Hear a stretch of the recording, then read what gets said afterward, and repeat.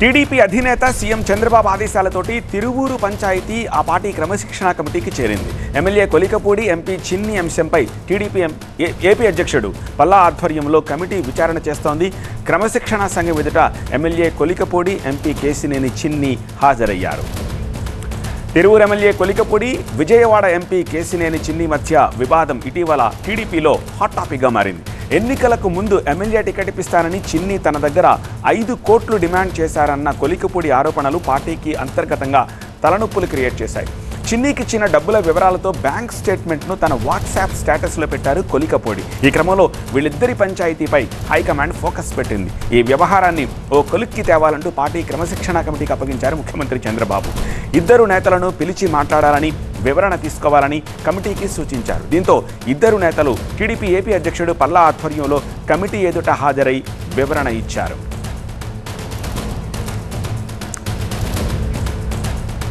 మా associate editor Eshwar దీనికి సంబంధించిన డీటెయిల్స్ అందించేందుకు లైవ్లో సిద్ధంగా ఉన్నారు. ఈశ్వర్, ఏం వివరణ ఇచ్చారు? దీంతో ఇది టీ కప్పులో తుఫాన్ల సమస్య పోతుందా, లేకపోతే మరింత తీవ్రతరమయ్యే అవకాశాలు కనిపిస్తున్నాయా?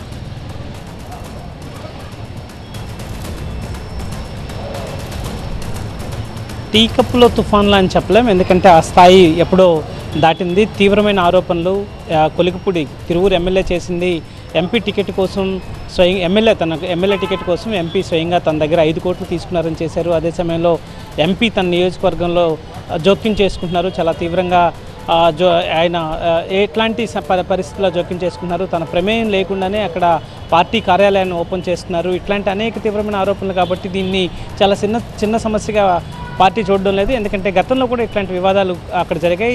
ఈ నేపథ్యంలోనే గతంలో 2 సార్లు కొలికపూడి క్రమశిక్షణ సంఘం ముందు హాజరయ్యారు. ఆ నేపథ్యంలోనే ఎంపీకి ఆ నియోజకవర్గ బాధ్యతలు చూడాలని ఆఫ్ ది రికార్డ్ చెప్పారు.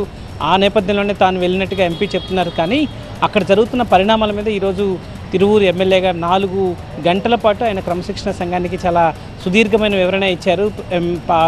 క్రమశిక్షణ సంఘం కూడా చాలా తీవ్రంగానే ఆయన ప్రశ్నించింది. పార్టీ ప్రతిష్టని భంగం వాటిలాగా, పార్టీ క్రమశిక్షణకి ఇబ్బంది కలిగేలాగా, పార్టీ నిబంధనలకి ఇబ్బంది కలిగేలాగా, విఘాతం కలిగేలాగా మీరు వ్యవహరించారు. దీనిపైన మీ మీద ఎందుకు చర్యలు తీసుకోకూడదో చెప్పాలంటూ కూడా చాలా తీవ్రంగానే క్రమశిక్షణ కమిటీ ఎమ్మెల్యేని నిలదీసింది. ఆ సమయంలో ఆయన అక్కడ జరిగిన పరిణామాలను వివరిస్తూ తాను ఎస్సీ నియోజకవర్గం కాబట్టి ఆధిపత్యాన్ని చలాయించే ప్రయత్నం ఎంపీ చేశారన్నట్టుగా కంప్లైంట్ చేసినట్టుగా కొద్దిసేపటి క్రితం పార్టీ ఆఫీస్ నుంచి క్రమశిక్షణ సంఘం నుంచి వస్తున్న నివేదిక తెలుస్తోంది. సో ఈ నేపథ్యంలోనే మరొకవైపు కొద్దిసేపటి క్రితం ఎంపీని కూడా పిలిచి మాట్లాడుతున్నారు. ప్రస్తుతం ఎంపీ చర్చ జరుగుతోంది. ఎంపీతో క్రమశిక్షణ సంఘం సమావేశం జరుగుతుంది. ఆ తర్వాత పరిణామాలను బట్టి రాత్రికి నివేదిక తయారు చేస్తారు. దానిపైన లోకేష్ కానీ లేకపోతే ముఖ్యమంత్రి చంద్రబాబు కానీ దాని తర్వాత నిర్ణయం తీసుకునే అవకాశం కనిపిస్తుంది.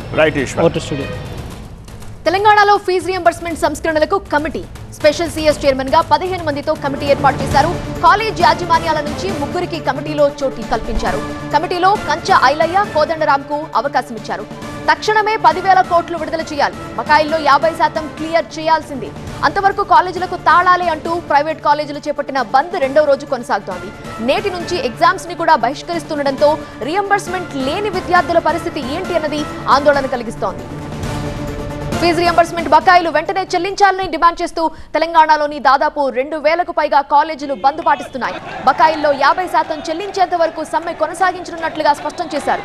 అలానే 73 కాలేజీల్లో పరీక్షలను కూడా బహిష్కరించారు. అంబేద్కర్, ఇందిరాగాంధీ విగ్రహాల దగ్గర వినతి పత్రాలు ఇచ్చి నిరసన తెలియజేస్తున్నారు.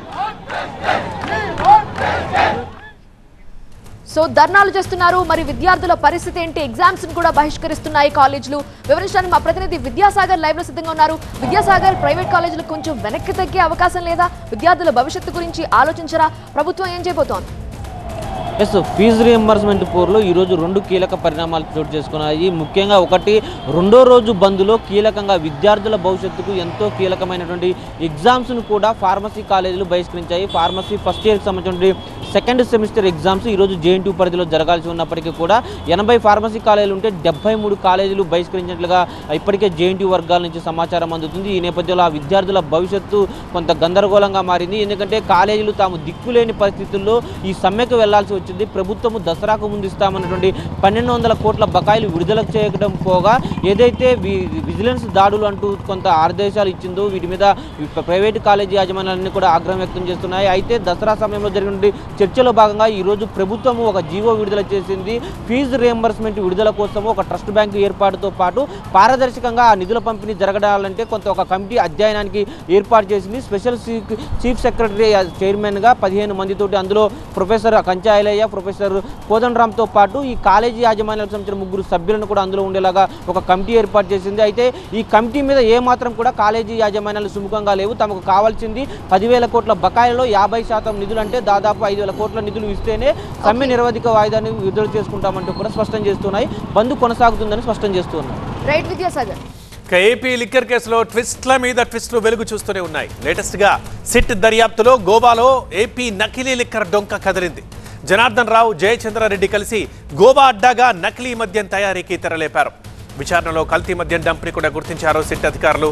గోవా పనాజీ మార్గావ్లో కల్తీ మద్యం విక్రయించినట్లు కూడా విచారణలో తేలింది. అంటే ఈ దందాలో కేరళకు చెందిన వ్యక్తి కీలకంగా వ్యవహరించినట్లు గుర్తించింది సిట్. రిపోర్టర్ వసంత్ ఉన్నారు లైవ్లో. వసంత్, ఇంకా సిట్ విచారణలో తెలిసిన ఆ కీలక అంశాలు ఏంటి?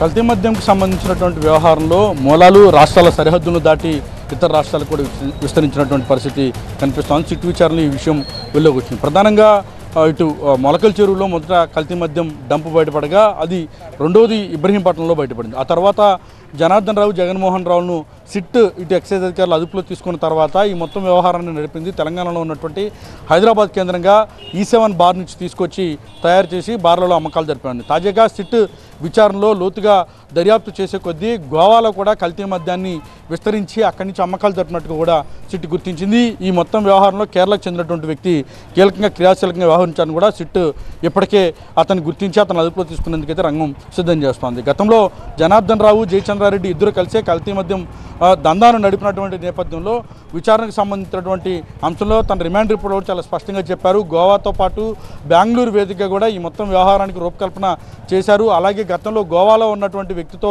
ఏర్పడినటువంటి సంబంధాలతోటే ఈ కల్తీ మద్యం తయారు చేశామంటూ కూడా జనార్దన్ రావు విచారణలో చెప్పినటువంటి నేపథ్యంలో ఆ దిశగా అడుగులు పడుతూ ఉన్నాయి. ఇక ఈ కేసులో ఇప్పటికే జోగి రమేష్తో పాటు జోగి రమేష్ సోదరుడిగా ఉన్నటువంటి జోగి రామును ఇప్పటికే సిట్ అధికారులు అరెస్ట్ చేయగా ఈ కేసులో 10 రోజుల పాటు కస్టడీకి ఇవ్వాలంటూ కూడా సిట్ కోర్టులో పిటిషన్ దాఖలు చేసింది. ఆ పిటిషన్ సందర్భంగా విచారణ జరిపి ఈ నెల 7వ తేదీకి వాయిదా వేసింది. ఈ ఎంటైర్ ఎపిసోడ్లో కల్తీ మద్యానికి సంబంధించిన వ్యవహారం 2 తెలుగు రాష్ట్రాల్లో సంచలనం సృష్టించగా తాజాగా ఇతర రాష్ట్రాలు కూడా కల్తీ మద్యానికి సంబంధించిన వ్యవహారం విస్తరించి ఉండడం ప్రస్తుతం ఆందోళన అయితే కలిగిస్తోంది. సిట్ ఆ దిశగా దూకుడుగా విచారణ అయితే చేస్తూ ఉంది.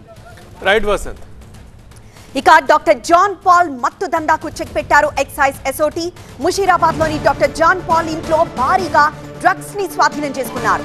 మిత్రమండల్తో కలిసి డాక్టర్ జాన్ పాల్ మత్తు దందా నడిపిస్తున్నాడు. గచ్చిబౌలి SM లగ్జరీ రూమ్ లో డ్రగ్ పార్టీ జరిగింది. అందులో 12 మందిని అదుపులోకి తీసుకున్నారు పోలీసులు. 31.2 గ్రాముల MDMA, 3 గ్రాముల గంజాయిని సీజ్ చేశారు.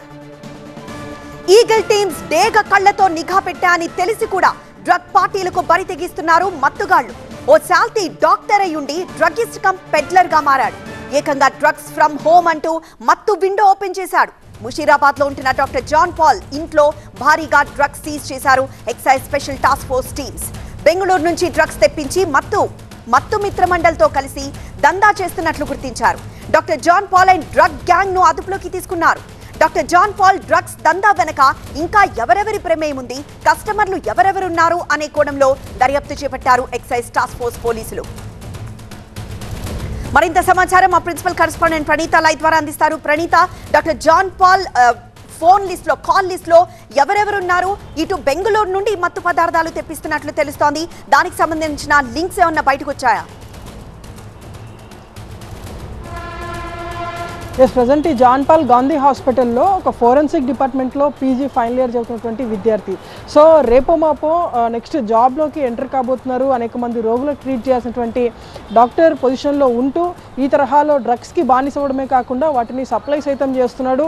ఎప్పుడు లేనటువంటి విధంగా ఒకేసారి పోలీసులు రైడ్కి వెళ్ళినప్పుడు ఏకంగా 6 రకాల డ్రగ్స్ని ఇతడి ఇంట్లో పోలీసులు గుర్తించారు. అనేక రకాలైనటువంటి డ్రగ్స్, MDMA, కొకైన్, OG కుష్, LSD బోల్స్ లాంటి అత్యంత ఖరీదైనటువంటి డ్రగ్స్ జాన్ పాల్ ఇంట్లో లభించాయి. వీటితో పాటు మొత్తం ఇతడితో పాటు ఇతడికి సపోర్ట్గా ఉన్నటువంటి మరొక ముగ్గురు కూడా పరారీలో ఉన్నారు. ఈ ముగ్గురు ప్రజెంట్ బెంగళూరులో ఒక డ్రగ్స్ని అక్కడ నుండి తీసుకొచ్చేందుకు వెళ్ళారు. సో వారిని ఖచ్చితంగా పట్టుకుంటామంటూ కూడా ఎక్సైజ్ పోలీసులు చెప్తున్నారు. సో జాన్ పాల్ ఫోన్ని సీజ్ చేసినప్పుడు దాదాపు ఒక 30 నుండి 40 మంది కన్స్యూమర్స్ని ఐడెంటిఫై చేశాము. వీరిలో కొంతమంది స్టూడెంట్స్ కూడా ఉందనేటువంటిది పోలీసులు చెప్పినటువంటి వర్షన్. అండ్ స్టూడెంట్స్కి ఎక్సైజ్ పోలీసులు అయితే గట్టి హెచ్చరిక ఇస్తున్నారు. ఎక్కడా కూడా తమ భవిష్యత్తును నాశనం చేసుకోవద్దు, డ్రగ్స్కి బానిస కావద్దంటూ కూడా వాళ్ళు సూచిస్తున్నారు. ఎస్ ప్రణీత.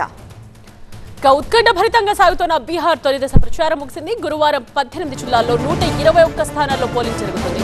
ఎన్డీఏ మహాగఠబంధన్ కూటమిల మధ్య నువ్వా నేనా అన్న రీతిలో పోటీ ఉంది. 2 కూటమిల తరపున అగ్రనేతలు ప్రచారం చేశారు. బీజేపీ తరపున కేంద్ర మంత్రులు, పలు రాష్ట్రాల ముఖ్యమంత్రులు ప్రచారాన్ని హోరెత్తించారు.